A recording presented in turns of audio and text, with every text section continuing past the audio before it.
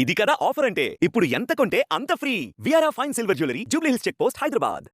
నమస్తే, welcome to Suman TV. నేను మీ స్వాతి. ఈ రోజు మనతో పాటు ఉన్నారు Suman TV chief editor Keshav గారు. నమస్తే సార్. నమస్తే సార్, ఈ రోజు నేను ఒక పొలిటికల్ కానీ లేకపోతే ఇంకా వేరే వేరే విషయాలు ఏమి నేను అడగదలుచుకోలేదు. ఒక మూవీ గురించి కొన్ని డీటెయిల్స్ తెలుసుకోవాలనుకుంటున్నాను సార్. ఎందుకంటే ఒక హిందీ వర్షన్లో వచ్చిన మూవీ చావా మూవీ గురించి వేరే వేరే రాష్ట్రాల్లో చాలా పెద్ద డిస్కషన్ నడుస్తుంది. అది హిందీ వర్షన్లో మాత్రమే రిలీజ్ అయింది. విజయవాడలో అసలు దాని టాపిక్కే లేదు. ఆ పేరు కూడా విన్న వాళ్ళు చాలా తక్కువ మంది ఉన్నారు. కానీ సూపర్ డూపర్ హిట్ టాక్, అంటే చాలా పాజిటివ్ టాక్ వస్తుంది. ఒక హిస్టారికల్ బ్యాక్ డ్రాప్ లో మూవీ ఉంటుంది. అది కూడా హరిహర వీరమల్లు సినిమాకి, అంటే సేమ్ స్టోరీ లాగా కనెక్ట్ అవుతుందనే టాక్ కూడా వినిపిస్తుంది. అసలు ఆ స్టోరీ అంటే చావా మూవీ స్టోరీ ఏంటి, అసలు దీనికి ఎందుకు కనెక్ట్ చేశారు, అంత పాజిటివ్ టాక్ రావడానికి రీజన్స్ ఏమై ఉంటాయి? అంటే ఫస్ట్ చావా అంటే మీనింగ్ తెలుసుకోవాలి మనం. చావా అంటే మనం తెలుగులో పులిబిడ్డ అంటాం కదా, అలాగే చావా అంటే సింహం బిడ్డ అన్నమాట. ఛత్రపతి శివాజీ మహారాజ్, మనం పేరు బాగా విని ఉంటాం, మనకు బాగా తెలిసిన పేరే. కాకపోతే ఆయన చరిత్ర గురించి పెద్దగా మనకు తెలియదు. ఎందుకంటే మన చరిత్ర పుస్తకాల్లో ఛత్రపతి శివాజీ గురించి చరిత్ర పుస్తకాల్లో ఎక్కువ ఉండదు, చాలా తక్కువ ఉంటుంది. మన తెలుగు పుస్తకాల్లో ఉంటుంది. ఛత్రపతి శివాజీ పరమత సహనం గురించి, ఛత్రపతి శివాజీ మహిళల పట్ల గౌరవం గురించి, వీటి గురించి ఉంటాయి.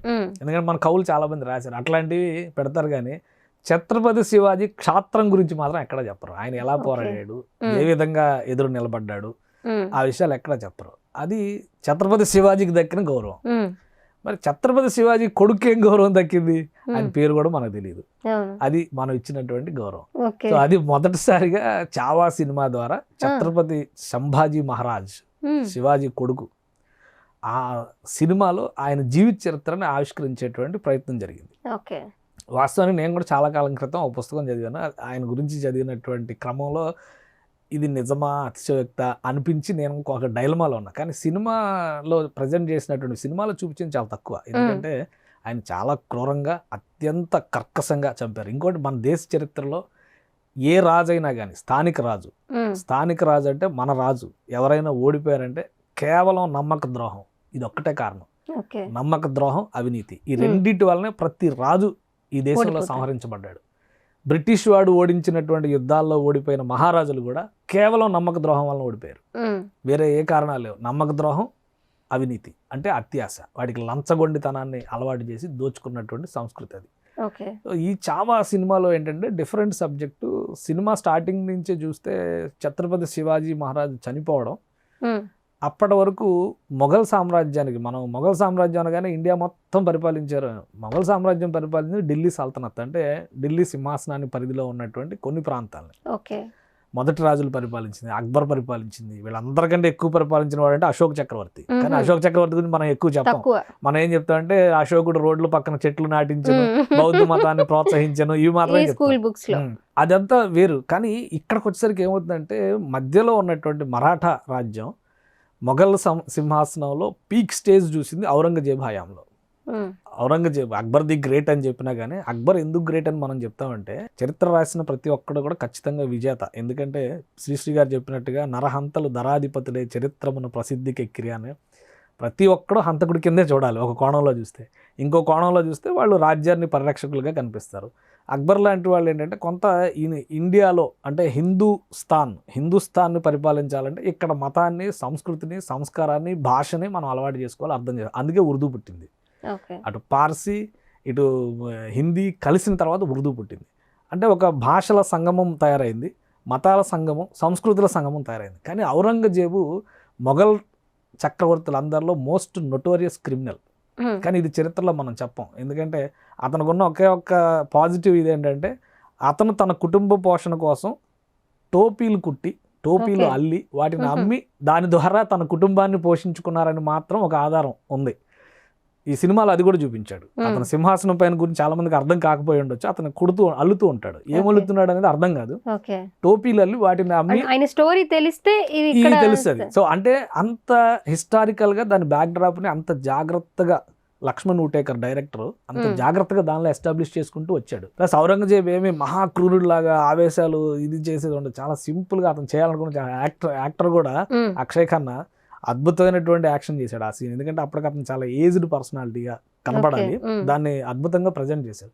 శివాజీ గారు చనిపోయిన తర్వాత మరాఠాని ఆక్రమించుకుంటే మధ్యలో ఉన్నటువంటి మరాఠా ఒకటే అడ్డం. మరాఠాని దాటి వస్తే కనుక దక్కను మొత్తాన్ని పరిపాలించవచ్చు. అంటే చివరన ఉన్నటువంటి చోళుల వరకు మనం ఆక్రమించుకోవచ్చు రాజ్యం అనేటువంటి ఆలోచన. అప్పటి వరకు వీడు ఆక్రమించుకోలేకపోయాడు ఔరంగజేబు. చాలా యుద్ధాలు చేసినప్పటికీ కూడా మరాఠాలు అడ్డంగా నిలిచారు. శివాజీ చనిపోయాడు కాబట్టి ఈజీగా దీన్ని మనం కేక్ వాక్ ఇక్కడ కొట్టేస్తే ఇక దక్షిణ పదం మొత్తం మన సొంతం అవుతుంది అనుకునే టైంలో సంభాజీ మహారాజ్ దాదాపు ఆయన జీవిత చరిత్రలో ఒక 9 ఏళ్ళు పోరాటం చేశారు. చరిత్రలో చెప్తున్నటువంటి ఆధారాల ప్రకారం చూస్తే కనుక ఈ 8-9 ఏళ్లలో ఆయన 120 యుద్ధాలు చేశాడు. ఒక్క యుద్ధంలో కూడా ఓడిపోలేదు. 120 యుద్ధాల్లో కూడా మొఘలులకు సంబంధించినటువంటి కిల్లాలని, దుర్గాలని వాటిని జయించి, ఆ కోటలను జయించి తన వశం చేసుకున్నాడు. ఒక రకమైనటువంటి శివాజీ గారు కూడా దేనికి ఫేమస్ అంటే గెరిల్లా యుద్ధ తంత్రానికి ఫేమస్. అందుకనే అదే తరహాలో ఆయన కూడా గెరిల్లా వార్ఫేర్ను ఉపయోగించి పోరాటం చేశాడు. చివరిలో జరిగేటువంటిది ఏంటంటే అంత ప్రతికూలంగా విజయ పరంపరను కొనసాగించినటువంటి వ్యక్తి, ఔరంగజేబుని ఎదిరించి నిలబడినటువంటి వ్యక్తిని కేవలం ఒక ఇద్దరు ద్రోహం వలన పట్టిస్తారు. చరిత్రలో చెప్పింది కూడా ఏంటంటే ఒక పగలు ఒక రాత్రి యుద్ధం జరిగింది ఆయన కోటలో బంధించేటువంటి క్రమంలో. ఆ సీన్స్ చాలా అద్భుతంగా తీశాడు అనమాట. చాలా అంటే ఇంత శౌర్య ప్రతాపాలు ఉన్నటువంటి రాజులు మన చరిత్రలో ఉన్నారా అనేంత ప్రశ్నని లేవనెత్తే విధంగా ఆ సీన్స్ తీశారు. చివరికి ఆయన బంధిస్తారు. బంధించిన ప్రతి రాజుని ఔరంగజేబు ఒకే విధంగా చంపాడు. చాలా మంది చరిత్రలో అది ఆధారాలు ఉన్నాయి. ఒకటి వాళ్ళకి ఇచ్చే ఫస్ట్ ఆప్షన్ మత మార్పిడి, మీరు ఇస్లాంని స్వీకరించండి మిమ్మల్ని అద్భుతంగా చూస్తాను. అది కాని పక్షంలో, అది ఒప్పుకోని పక్షంలో చిత్రహింసలు పెట్టి చంపారు.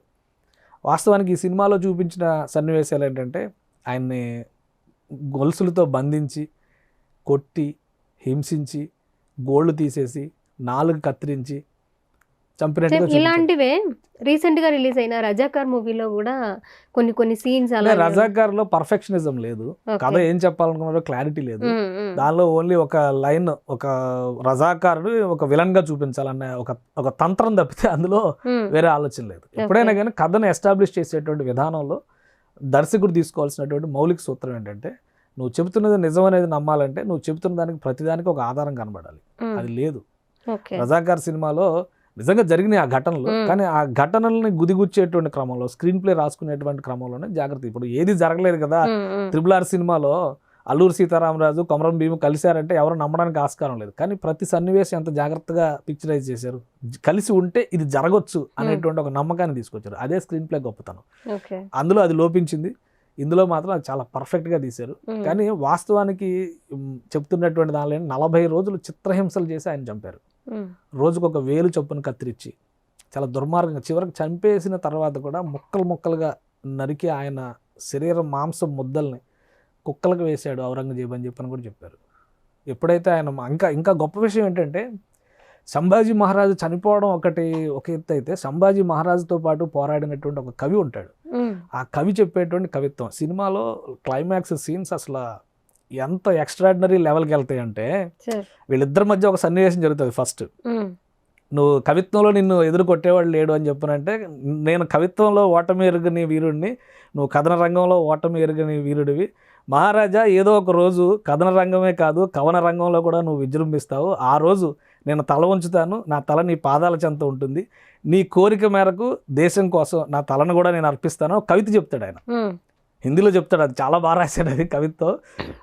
అదే సన్నివేశం నిజంగా క్లైమాక్స్లో జరుగుతుంది. అతనితో పాటు ఇతను కూడా దొరికిపోతాడు. చివరి నిమిషం వరకు నా రాజభక్తిని, నా దేశభక్తిని చాటుకోవడానికి ఇదే సరైన సందర్భం, నేను వెళ్ళిపోమంటాడు. రాజు వెళ్ళిపోమంటాడు, సంభాజీ మహారాజు వెళ్ళిపోమంటాడు. అతను వెళ్ళడు, ఈయనతో పాటు పట్టుబడతాడు. వీళ్ళిద్దరూ పట్టుబడిన తర్వాత కూడా చరిత్రలో చాలా కథలు ఉన్నాయి. అవి కొన్ని కథలు కల్పితాలు కావచ్చు, కొన్ని ఆధార సహితాలు కూడా ఉన్నాయి. కానీ ఇద్దరిని పట్టుకున్నారనేది వాస్తవం. ఆ చనిపోయే ముందర వాళ్ళిద్దరు మాట్లాడుకునేటువంటి సంభాషణలో ఔరంగజేబుని ఎంత రెచ్చగొట్టి, ఎంత కసి అంటే ఈ దేశభక్తి ప్రతి నరనరాల్లో ఉప్పొంగుతుంది అంటారు కదా, అంత ఇది మా దేశం అనేటువంటి ఇది. ఔరంగజేబుని ద్వేషించాల్సినటువంటి అవసరం ఉండకపోవచ్చు. కానీ ఇలాంటి సందర్భంలో మనం ఒక విషయం చెప్పాల్సింది ఏంటంటే, మొఘల్ చక్రవర్తులందరూ ఈ దేశంలో భాగం కావడానికి ప్రయత్నించారు. ఔరంగజేబు ఒక్కడే ఈ దేశాన్ని నేను పాలించడానికి వచ్చాను అని నమ్మాడు. అందుకనే ప్రతి రాజుని ధ్వంసం చేశాడు. ఎందుకంటే ఇప్పుడు హైదరాబాద్ సంస్థానం ఉంది, దక్కన్ ఉంది. నిజామ్స్ ఔరంగజేబు తీసుకొచ్చి పెట్టినటువంటి సుల్తాన్లు వాళ్ళు. అంతకు ముందర కూడా ముస్లింలే పరిపాలించారు. రామదాస్ చరిత్ర మనం చూసాం కదా, కుతుబ్ షాహీలు పరిపాలించారు. కుతుబ్ షాహీలు బహుశా ఇరాన్ నుంచి, పర్షియా నుంచి వచ్చినటువంటి రాజులు వాళ్ళు ఇక్కడ పరమత సహనాన్ని అవలంబించారు. అందుకనే రామదాసు ఇబ్రహీం అలీ ఖాన్ అనుకుంటా ఆయన పేరు, నాకు కరెక్ట్ గుర్తులేదు, ఆయన అభిరాముడు అని పిలిచేవాడు, హిందువులు అభిరాముడు అని పిలిచేవాడు. అంత కలిసిపోయి గంగా జమున తెహజీబ్ అనేది అప్పుడుంది తెలంగాణ నేల మీద. తెలంగాణ కాదు అప్పుడున్న దక్కన్ నేల, హైదరాబాద్ సంస్థానం కింద కూడా అప్పుడు గోల్కొండ సంస్థానం, అప్పుడు మనం చెప్పాలంటే గోల్కొండ సంస్థానంలో గంగా జమున తెహజీబ్ అనేది అప్పుడుంది. ఎప్పుడైతే కుతుబ్ షాహీలు వచ్చారో, కుతుబ్ షాహీలు ఇక్కడ మళ్ళీ కులాల పరంగా కూడా మనం చూడాల్సి ఉంటుంది. ఎందుకంటే ఇస్లాంలో 2 వర్గాలు ఉంటాయి, సున్నీలు షియాలు అని. కుతుబ్ షాహీలు ఏమో షియా వర్గాలు, ఔరంగజేబు సున్నీ వర్గం. మళ్ళీ అతను వచ్చి మరాఠాలను గెలిచిన తర్వాత ఇక్కడికి వచ్చి సంభాజీ మహారాజును ఓడించిన తర్వాతే ఇక్కడికి వచ్చి ఈ రాజ్యాన్ని ఓడించి గోల్కొండ రాజ్యం మీద కూడా దాదాపు 3 నెలలు యుద్ధం చేశాడు. అతను గెలవలేకపోయాడు గోల్కొండ సంస్థానాన్ని. ఇక్కడ కూడా ఒకే ఒక ద్రోహం, ఒక రాజద్రోహం వలన గోల్కొండ కోటలని రాత్రిపూట వాటి గేట్లు తెరిచేయడం వలన ఔరంగజేబు సైన్యాలు లోపలికి చొరబడి రాజుని కులీ కుతుబ్ షాని ఓడించి రాజ్యాన్ని ఆక్రమించుకున్నారు. సో ఇక్కడ జరిగింది అది. అక్కడి నుంచి మళ్ళీ ఆసఫ్ జాహీలు అంటే నిజాం నవాబులు వచ్చారు. వీళ్ళు ఔరంగజేబు ప్రతినిధులు. తర్వాత వాళ్ళే బ్రిటిష్ వాళ్ళకి తొత్తులుగా వ్యవహరించారు. సో ఇదంతా చరిత్ర. ఇలా ఈ క్రమం మనం ఎక్కడా కూడా చూడాల. మనం ఏంటంటే ఒక గొప్ప చక్రవర్తి మన దేశంలో అనగానే అక్బర్ గురించి మాట్లాడతాం, అశోకుడి కంటే కూడా అక్బర్ గురించి మాట్లాడతాం. అశోకుడు అంతకంటే గొప్ప వ్యక్తి కదా, ఎందుకంటే 1వ శతాబ్దం 2వ శతాబ్దం ఆ సమయంలోనే బౌద్ధాన్ని విశ్వవ్యాప్తం చేసినటువంటి చక్రవర్తి కదా. అటు కాందహార్ నుంచి ఇటు వియత్నాం సరిహద్దుల వరకు రాజ్య విస్తరణ చేశాడనే ఆధారాలు ఉన్నాయి. మత ప్రచారం చేశాడు, హిందూ మత వ్యాప్తి అంటే బౌద్ధ వ్యాప్తికి కృషి చేశాడు. దానివల్ల హిందూ సంస్కృతి కూడా ఆయా ప్రాంతాల్లో విస్తరించింది. కానీ ఆయన గురించి మనం ఎక్కువ చరిత్రలో చెప్పం. ఓన్లీ కళింగ యుద్ధం గురించి మాత్రమే చెప్తాం. కళింగ యుద్ధం చేసిన తర్వాత అశోకుడిలో పరివర్తన వచ్చిందని. కానీ అతని క్షాత్రాన్ని కానీ, అతని దేశభక్తిని కానీ, అతని సాంస్కృతిక వికాసం కోసం అతను చేసిన నిర్ణయాలు ఇవేం చెప్పం మనం. సో ఇక్కడ చరిత్రలో ఒక లోపం ఉంది అనేటువంటి అభిప్రాయం అందరిలో ఉంది. అందుకే చావా ఎక్కువ మందిని ఆకట్టుకోవడానికి కారణమైంది. సుమన్ టీవీలో మీ పర్సనల్ అండ్ బిజినెస్ ప్రమోషన్స్ కోసం కింది నెంబర్కి కాంటాక్ట్ చేయండి.